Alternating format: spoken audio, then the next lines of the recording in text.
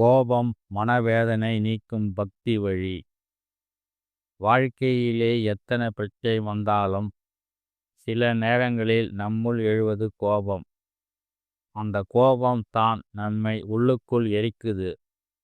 மனவேதனை, மன அழுத்தம் இவையெல்லாம் நம்மை மெதுவாக சிதைக்கிறது. ஆனால் ஒரு சிறிய பக்தி வழி இருந்தா இதையெல்லாம் உருகி போய்விடும் தெரியுமா? முதலில் ஒரு விஷயம் புரிஞ்சுக்கணும்.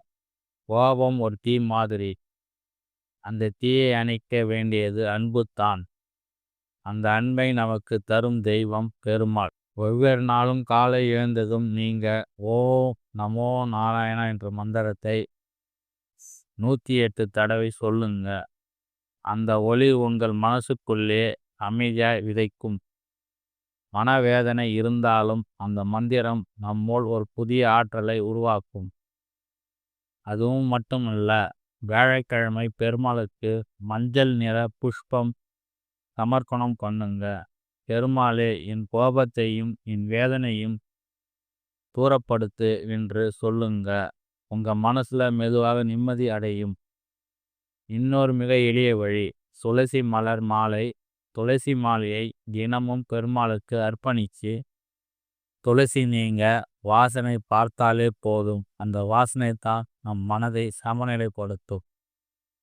நீங்கள் கோபத்துடன் பேசுபவர்களுக்கு முன்னாடி ஒரு நிமிடம் கண்மூடி ஹரே ராம ஹரே கிருஷ்ணா என்று மந்திரம் சொல்லுங்க. அந்த நேரம் உன் இதயத்துல அமைதி பாயும். நம் மனவேதனை கோவும், மனசு அமைதியாவதும் அந்த தெய்வத்தின் அருள் நம்மை சுற்றி கொள்ளும்.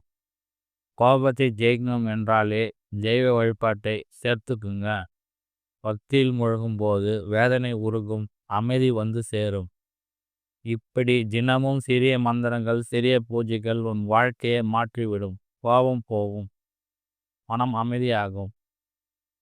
இந்த பக்தி வழி நீங்கள் உங்கள் வாழ்க்கையிலும் நடைமுறைப்படுத்துங்க. உங்கள் மனசில் அமைதி, உங்கள் வாழ்க்கையில் மகிழ்ச்சி.